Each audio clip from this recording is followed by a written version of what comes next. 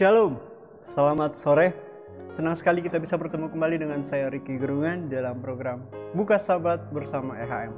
Dimana dalam beberapa menit ke depan saya akan menemani sahabat-sahabat EHM untuk menyambut sahabat. Dan pada sore hari ini saya lebih membahas tentang seorang pembicara seorang pendeta yang menurut saya cukup luar biasa. Seorang pendeta yang berasal dari Inggris yang bernama Pendeta Henry Francis Lyte. Dia ini seorang pengkhotbah yang kalau saya boleh katakan usianya hanya sampai di usia 54 tahun. Tapi walaupun di usia 54 tahun, ada satu karyanya yang cukup terkenal yang bahkan sampai sekarang sering digunakan. Henry Francis Lyte ini seorang keturunan Inggris yang lahir di Etnam, sebuah desa kecil dekat Kelso, yakni di perbatasan Skotlandia pada 1 Juni 1793. Nah, pada tahun tersebut, Prancis di bawah pimpinan Napoleon Bonaparte saat itu sedang berperang dengan Inggris. Mereka ingin sekali untuk menguasai Inggris, dan ayah dari Henry ini yang bernama Thomas Lyte ini adalah seorang perwira militer yang ikut bergabung untuk mempertahankan bangsanya dari penjajahan Prancis. Jadi, situasi perang pada saat itu membuat masa kanak-kanak dari Henry Lyte ini tidak bahagia. Karena apa? Karena ayahnya yang berpangkat kapten itu harus berpindah-pindah tempat, ditugaskan ke beberapa tempat. Dan ayahnya yang jarang pulang membuat Henry ini lebih banyak diasuh oleh ibunya yang bernama Anna Maria. Henry merupakan anak kedua, yang paling tua bernama Thomas. Jadi dia ini anak kedua, kakaknya bernama Thomas dan adiknya bernama George. Dan sejak kecil ibunya ini sudah mengajarkan kepada Henry dan saudara-saudaranya tentang kasih dan kebaikan Allah, mengajarkannya untuk berdoa dan membacakan kisah-kisah dalam Alkitab. Ada satu ayat Alkitab yang digunakan oleh Henry pada saat itu yang dituangkan dalam karyanya yang luar biasa. Ayatnya terdapat dalam Lukas 24 ayatnya yang ke-29. Tetapi mereka sangat mendesaknya, katanya, "Tinggallah bersama-sama dengan kami, sebab hari telah menjelang malam dan matahari hampir terbenam." Lalu masuklah ia untuk tinggal bersama-sama dengan mereka. Jadi ayat ini adalah ayat yang digunakan oleh Henry ketika sahabatnya ini, ada satu orang sahabat yang pada saat itu sedang sakit dan memang kalau boleh dikatakan dalam kondisi yang sangat kritis. Jadi pada saat itu ia datang untuk menemani sahabatnya, dan di saat itulah dia katakan, "Tinggallah bersama-sama denganku, tinggallah bersama-sama denganku." Hal itu dia ulang-ulang.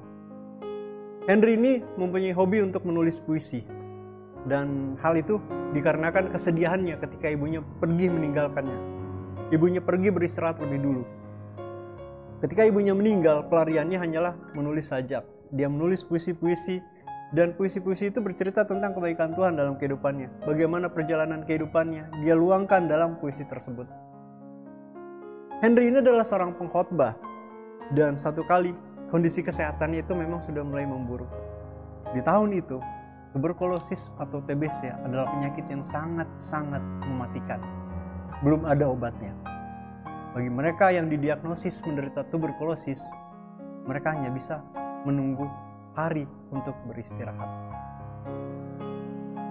Sampai satu kali, Henry Francis Lyte didiagnosis menderita tuberkulosis atau TBC. Tapi hal itu tidak mengurungkan niatnya. Pendeta Abraham, salah seorang sahabatnya, berkata kepadanya, "Kamu harus mencari tempat di mana harus kondisi hangat," katanya, "supaya kesehatanmu juga terjaga, bukan di daerah yang lembab," katanya, "bukan di daerah dingin," kan. Dan dia ikuti saran itu. Dan perlahan-lahan memang kondisi kesehatannya mulai terlihat membaik ya, walaupun tidak pulih tapi terlihat agak membaik. Tapi ketika ada tugas pelayanan yang menugaskan dia untuk pergi ke Nice, dia pun pergi ke sana. Tanpa dia ketahui, disitulah menjadi hari-hari terakhir dari Henry Francis Lyte. Dalam kondisi yang sudah sangat terpuruk, sudah sangat lemah, dia mencoba untuk membagikan pekabaran terakhir. Dia mencoba untuk berkhotbah. Dan selesai dia berkhotbah, dia tuliskan sebuah lirik syair yang cukup luar biasa. Saya akan coba bacakan syair tersebut yang bertuliskan dalam bahasa Inggris. Demikian lirik lagu yang dituliskan oleh Henry Francis Lyte. Yang dalam bahasa Inggris bunyinya demikian. "Abide with me, past falls the eventide. the darkness deepens, Lord, with me abide. When other helpers fail and comforts flee, help of the helpless, oh, abide with me.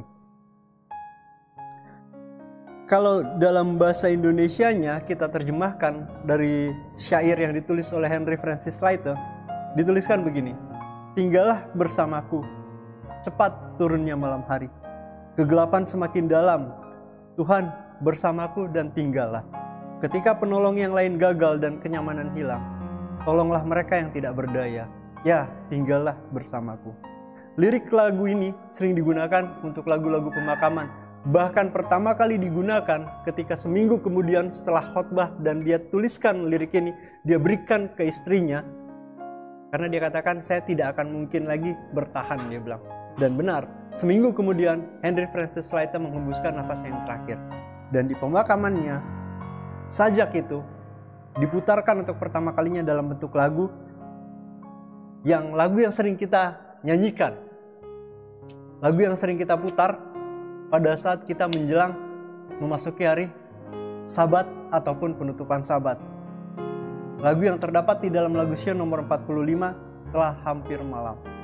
Telah hampir malam, mari ya Tuhan, sertai aku beri perhentian, karena kuharap hanya padamu, Yesus penolong tinggal sertaku.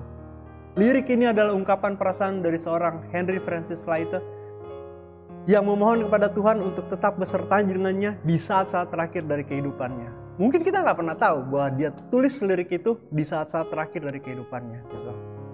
Yang dia harapkan pada saat itu adalah penyertaan Tuhan. Dan mungkin dalam kehidupan kita, tanpa kita sadari bahwa yang kita butuhkan saat ini adalah penyertaan Tuhan dalam kehidupan kita. Sama seperti yang dilakukan oleh Henry Francis Slater. Dia tahu ini adalah saat terakhirnya. Dan dia minta kepada Tuhan untuk tetap bersama-sama dengannya. Sama seperti yang disampaikan oleh murid-murid Yesus dalam Lukas 24 ayat 29. Tetapi mereka sangat mendesaknya. Katanya, tinggallah bersama-sama dengan kami, sebab hari telah menjelang malam dan matahari hampir terbenam. Mari kita berdoa. Bapa kami yang bersemayam dalam kerajaan surga, dalam kehidupan kami Tuhan, kami menyadari begitu banyak kesalahan kami, begitu banyak tantangan dalam kehidupan kami Tuhan. Dan pada sore hari ini kami berterima kasih Tuhan, di mana Tuhan telah mengingatkan kepada kami Tuhan untuk selalu meminta penyertaan-Mu dalam kehidupan kami. Permohonan kami yang terbesar ya Tuhan, biarlah kiranya Tuhan selalu tinggal bersama-sama dengan kami Tuhan. Tinggallah bersama-sama dengan kami, abide with us Tuhan, dalam setiap perjalanan kehidupan kami Tuhan. Dan tuntun kami Tuhan, agar kami selalu bergantung dan berharap hanya kepada-Mu saja Tuhan. Biarlah kiranya berkat Sabat boleh menjadi bagian kami Tuhan. Penyertaan Tuhan akan menjadi bagian dari seluruh keluarga kami dimanapun mereka berada, umat-umat Tuhan, dan saudara-saudara kami Tuhan. Sisa kehidupan kami serahkan ke dalam tangan-Mu saja Tuhan. Karena kami yakin dan percaya penyertaan Tuhan telah menjadi bagian kami. Di dalam nama anak Yesus Kristus kami berdoa dan mengucap syukur. Amin. Besok kita akan beribadah di gereja kita masing-masing untuk menyambut kebaikan Tuhan dengan beribadah di hari Sabat. Saya tak lupa mengundang bagi saudara-saudara kami yang ingin bergabung untuk beribadah di hari Sabat. Kami tetap mengundang untuk hadir bersama-sama kami mengikuti ibadah Sabat di alamat Jalan Pemuda nomor 40C Depok. Sekianlah firman Tuhan dan pekabaran yang bisa kami sampaikan pada sore hari ini. Tuhan Yesus memberkati kita semua.